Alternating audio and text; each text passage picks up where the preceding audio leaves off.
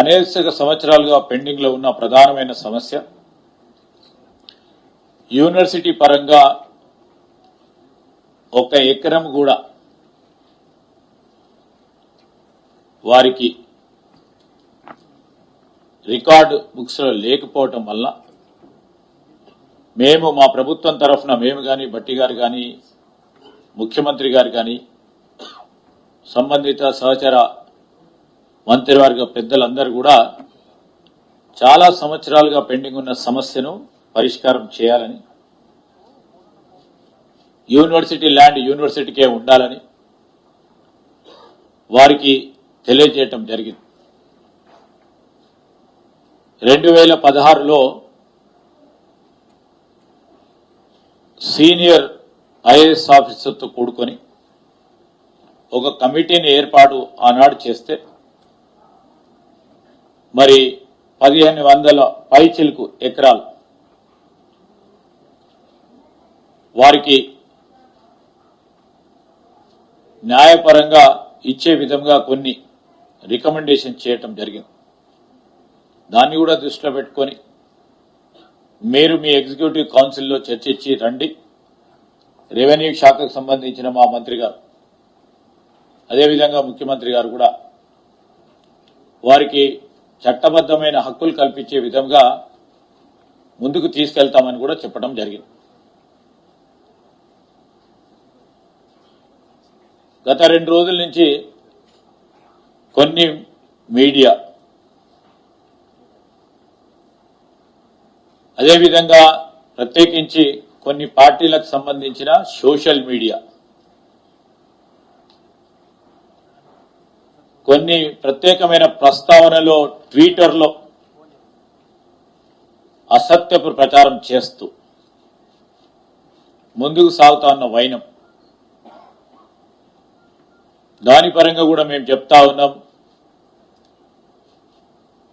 ఈరోజు అక్కడ rock formations కానీ లేక్ కు సంబంధించింది కానీ ప్రసిద్ధిగాంచిన మష్రూమ్ రాక్ కు సంబంధించి కానీ అదేవిధంగా అక్కడ ఉన్న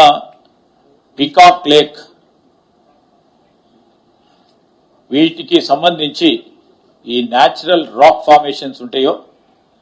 వాటన్నిటిని కూడా కాపాడుకోవడానికి ప్రత్యేక చర్యలు తీసుకుంటూ న్యాచురల్ హ్యాబిటాట్ కి అంటే ఫ్లోరా ఫానాకి అక్కడ సంబంధించిన విషయంలో వాటిని కాపాడే ఒక కార్యాచరణ తీసుకొని అది ప్రభుత్వ భూమిలో ఉన్నప్పటికీ ఆ విద్యార్థులకు సంబంధించిన అనేక సందర్భాల్లో వారు అక్కడ విజిట్ చేస్తూ ఉంటారు కనుక దాన్ని కాపాడే ప్రయత్నం మనం అందరం కూడా చేయాలని అధికారులు కూడా నిర్ణయం తీసుకొని న్యాచురల్ రాక్ ఫార్మేషన్స్ కానీ లేక్స్ కానీ ప్రసిద్ధిగాంచిన మరి ఈ రాక్స్ సంబంధించిన అంశం విషయంలో దాన్ని కాపాడి తీరుతాం. ఎట్టి విషయంలో అది ప్రభుత్వ భూమిలో ఉన్నప్పటికీ వాటిని కూడా ఈరోజు విద్యార్థులకు ఆ యూనివర్సిటీకి సంబంధించిన వారికి ఉపయోగించుకునే విధంగా ఒక కార్యాచరణ సిద్ధం చేసుకొని ముందుకెళ్తా ఉన్నాం. ఒక స్పష్టతతో ఈరోజు ప్రజానికానికి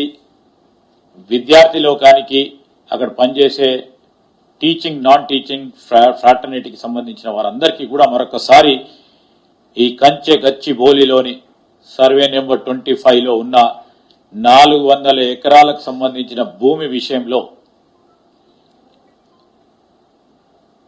ఒక స్పష్టతతో న్యాయపరంగా ఈ 400 ఎకరాల ప్రభుత్వ భూమిది. ఈ ప్రభుత్వ భూమి పూర్తి స్థాయిలో ప్రభుత్వ ఆధీనంలోకే ఉండాలని ఆనాడు అప్పుడున్న 2003లో ఉన్న ప్రభుత్వం చేసిన తప్పిదాన్ని ఖచ్చితంగా పోరాటం చేయాలని రాజశేఖర రెడ్డి గారి నాయకత్వంలో మొదలెట్టిన పోరాటం ఇన్ని రోజుల తర్వాత కొలిక్కి తీసుకురావడానికి ప్రభుత్వ ఆస్తులను మనం కాపాడాలి, ప్రజల పక్షాన ఈరోజు దాన్ని సంక్షేమము అభివృద్ధి విషయంలో ముందుకు తీసుకెళ్లాలని ముఖ్యమంత్రి రేవంత్ రెడ్డి గారు మా ప్రభుత్వం 2023 డిసెంబర్లో ఏర్పడ్డ తర్వాత 2024లో తీర్పు రావడానికి న్యాయపరంగా పోరాటం చేస్తూ ఈరోజు ప్రభుత్వానికి 400 ఎకరాలను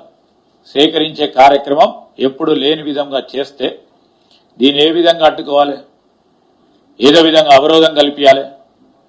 అభివృద్ధికి సంబంధించిన అంశం వచ్చినప్పుడు దీన్ని ఏదో విధంగా అడ్డుకోవాలని చేసే ప్రయత్నంలో కొంతమంది చేస్తా ఉన్న సత్యదూరమైన ప్రచారాన్ని నేను ఇప్పటికీ చెప్తా ఉన్నాం, మానుకోవాలని టీఆర్ఎస్ కు సంబంధించి బీజేపీకి సంబంధించి మిత్రులను కోరుతా ఉన్నాం.